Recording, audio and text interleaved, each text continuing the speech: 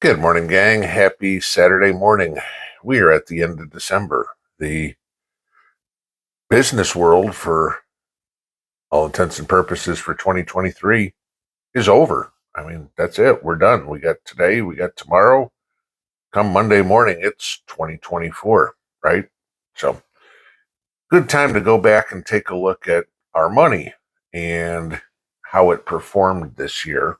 And then the ever never ending guessing game of what should I do next year? Okay. Y'all remember the story from when we were a kid, the tortoise and the hare? And I mean, you can use this analogy in multiple ways throughout your life, but slow and steady wins the race. Okay? Don't wipe yourself out at the beginning so you can finish. It works the same way with your money. And that always kind of winds up important because without something of value to exchange for something else of value, you're dead in the water. Okay.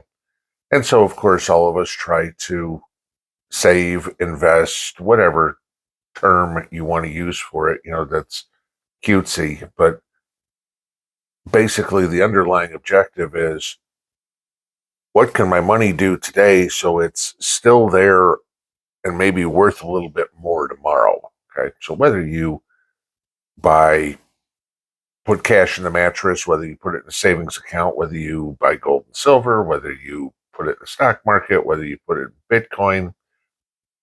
Then we get into the risk reward thing. How much risk are you willing to take to make more money? And all of us have a different risk tolerance. The back in the days when I was a broker, the question was always, how much are you willing to lose? And when you ask people that question, things get very different in their answer. I remember this goes back, this was probably about 2000, year 2000. And I remember talking to one potential client, and I said, what kind of returns are you looking for on your money? Talking about their retirement account. And the answer was, oh, I'm pretty conservative. I expect, only about 20% a year. And my jaw about fell down. Like, okay, you realize that, again, remember this was 2000. I said, you realize historically, a a moderate return is 7%. Okay. But this person thought conservative was 20%. Okay. I mean, at 20%, if you know the rule of 72, that's doubling your money every 3.5 years. That's pretty aggressive. Okay. And sure, could you have made 20% back then? Yup. Could you make 20% now? Yup. Okay. But you may be investing in higher risk tech stocks or biotechnology. Hey, you could support Dr. Fauci. There's always good places and bad places to be.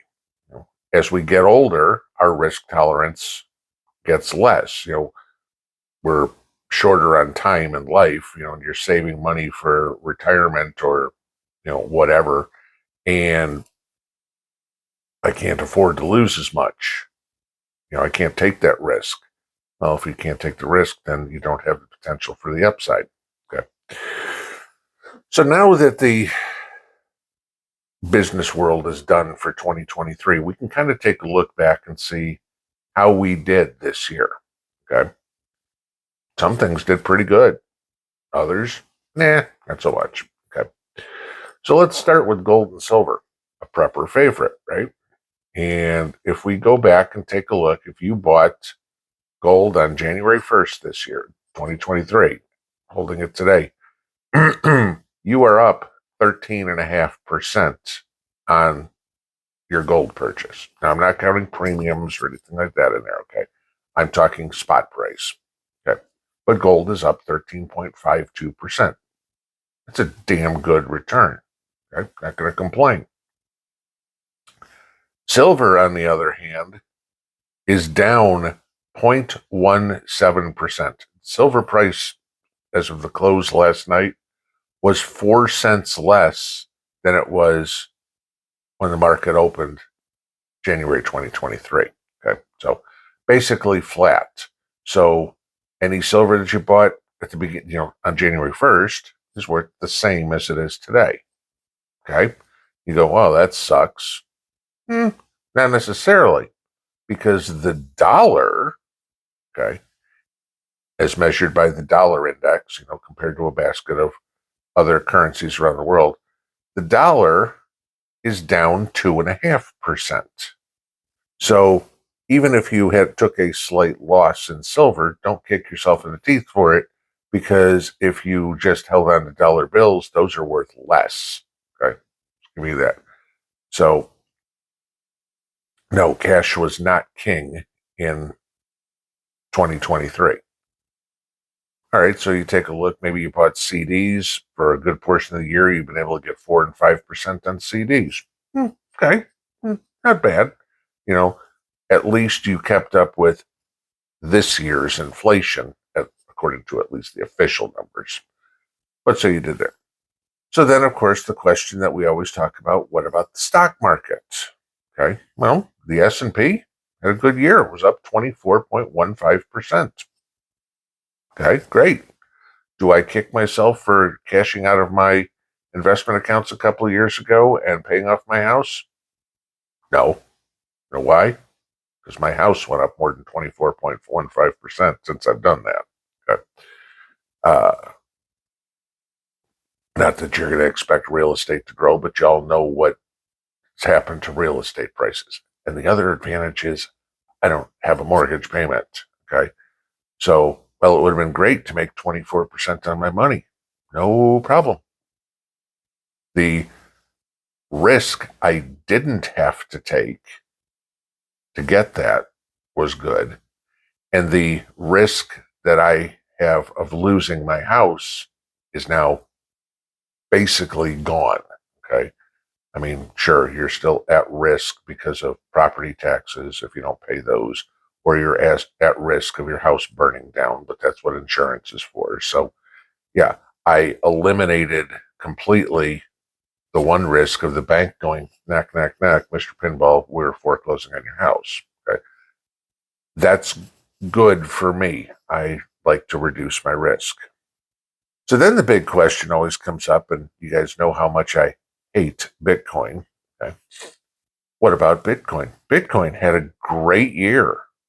Bitcoin was up 152.65%. If you bought Bitcoin on January 1st, you more than doubled your money. Cool. Okay. May I remind you that in 2022, Bitcoin was down 60%. Okay. How many people got scared and got out? This is the typical way that the human mind works in investing. It's real easy to say buy low and sell high. Human emotion has a tendency to buy high and sell low. And I saw this constantly, and maybe you can relate to this.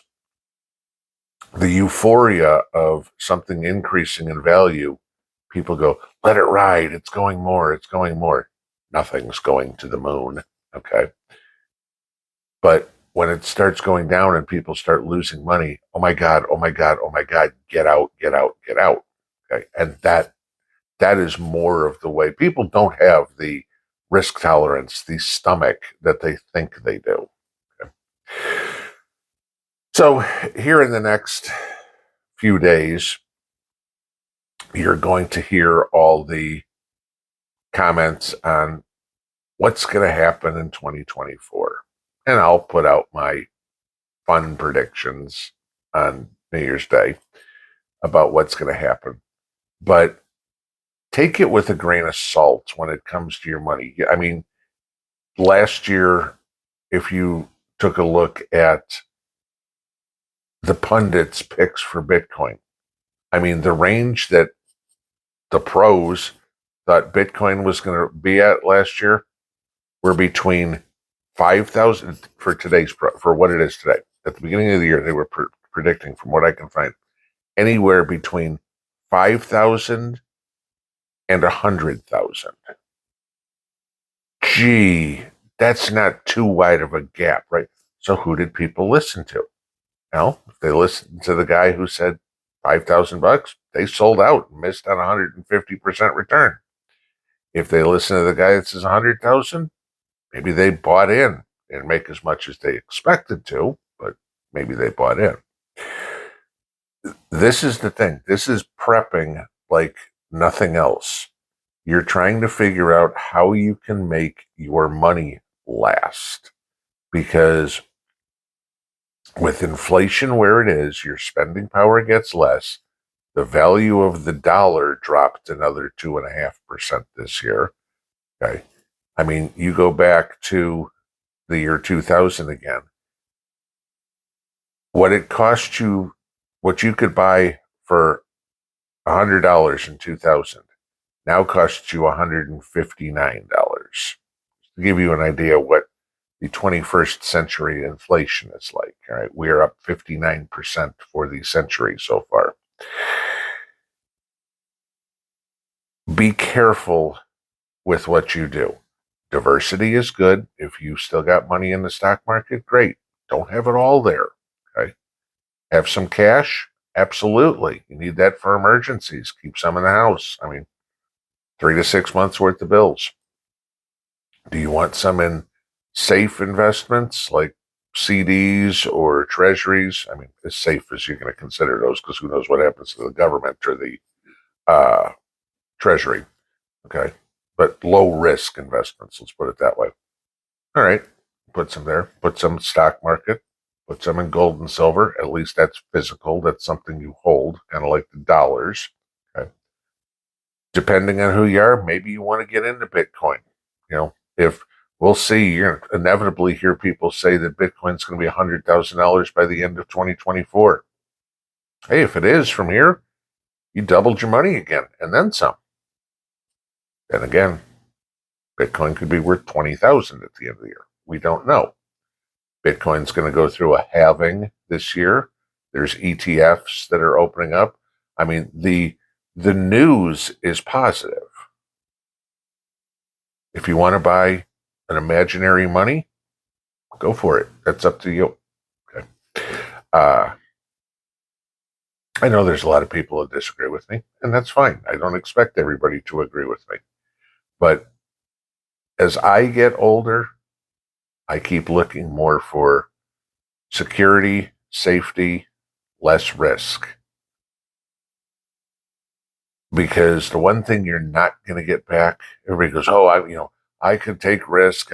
If I lose 20%, it's no big deal." Okay. You don't have as many years to make that 20% back. If your boss came into you today and said, "Joe, we're giving you a 20% pay cut," how's your risk tolerance for that? Something to think about. Have a good Saturday. Pinball out.